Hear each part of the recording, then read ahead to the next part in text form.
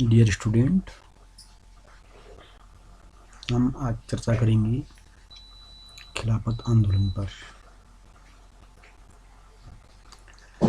खिलाफत आंदोलन भारतीय राष्ट्रीय आंदोलन का वह महत्वपूर्ण आंदोलन रहा है जिसमें मुस्लिम वर्ग ने भी भारतीय राष्ट्रीय कांग्रेस के साथ बढ़ चढ़कर हिस्सा लिया। ऐसा नहीं कि मुस्लिम वर्ग ने राष्ट्रीय आंदोलन में महत्वपूर्ण योगदान नहीं दिया, परंतु यह आंदोलन ऐसा था कि इस आंदोलन में दोनों पक्षों ने सम्मिलित रूप से भारतीय राष्ट्रीय आंदोलन में महात्मा गांधी के नेतृत्व में बढ़ चढ़कर हिस्सा लिया। हमारे देश के राष्ट्रीय आंदोलन में मुस्लिम वर्ग का भी बहुत बड़ा योगदान रहा है। खिलाफत आंदोलन जो था वो आंदोलन मूल रूप से तुर्की में खलीफा के पद से जुड़ा हुआ था। दरअसल तुर्की का शासक उस समय खलीफा कहलाता था और खलीफा केवल तुर्की का ही शासक नहीं था बल्कि संपूर्ण मुस्लिम जगत का भी सर्वोच्च धर्मगुरु समझा जाता था। मुस्लिम वर्ग की खलीफा के पद में बड़ी आस्था थी। इस कारण तत्कालीन प्रथम विश्व युद्ध से उत्पन्न परिस्थितियों में जो तुर्की के विरुद्ध इंग्लैंड द्वारा कार्यवाही की गई और इससे मुस्लिम जगत को ये लगने लगा कि इससे खलीफा के पद को क्षति पहुंचेगी, उसकी गरिमा कम होगी, तो इसलिए तुर्की में खलीफा के पद को बचाने के लिए भारतीय मुसलमानों ने भी आंदोलन किया। यही आंदोलन खिलाफत आंदोलन कहलाता है। इसके लिए भारत में खिलाफत कमेटी गठित की गई और मोहम्मद अली तथा शौकत अली बंधुओं के नेतृत्व में इस आंदोलन को आगे बढ़ाया गया। दरअसल इस्लामी जगत को लगता था कि ब्रिटेन बाल्कन युद्धों में तुर्की के विपक्ष में खड़े होकर इस्लामी संस्कृति को नुकसान पहुंचा रहा है। इसलिए इंग्लैंड के विरुद्ध भारतीय मुसलमानों में भी रोष व्याप्त था।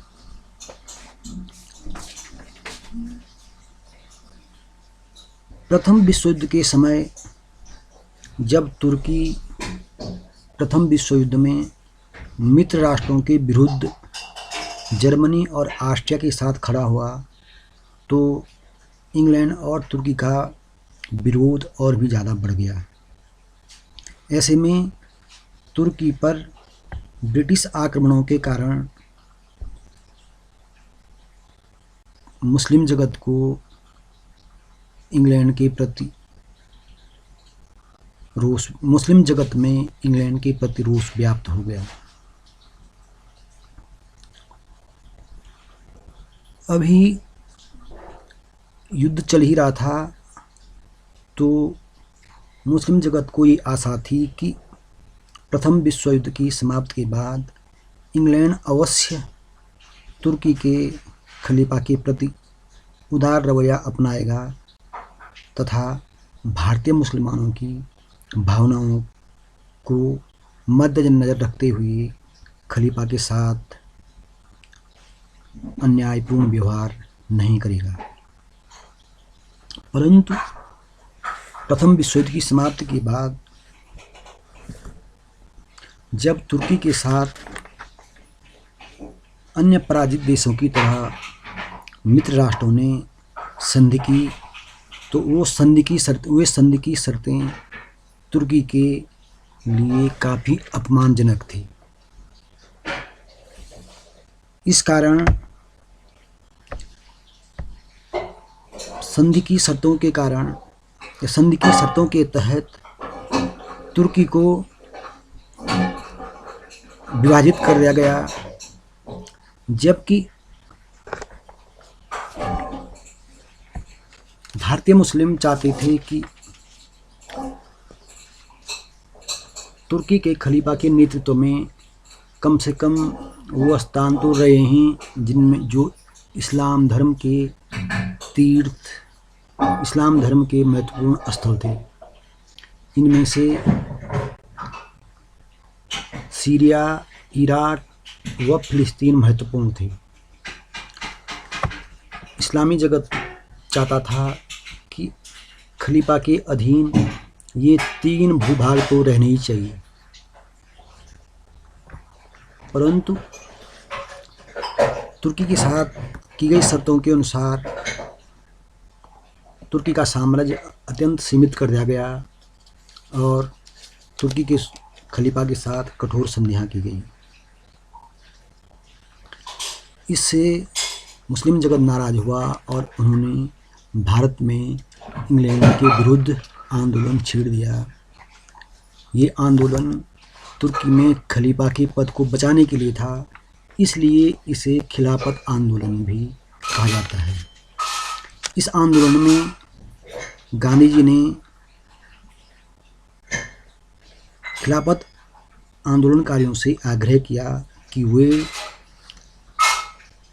गांधी के साथ मिलकर के दोनों खिलाफत तथा असहयोग आंदोलन को एक साथ अंग्रेजों के विरुद्ध आगे बढ़ाएं, जिससे असहयोग आंदोलन सफल होगा और इससे खिलाफत को बरकरार रखने में भी आसानी होगी।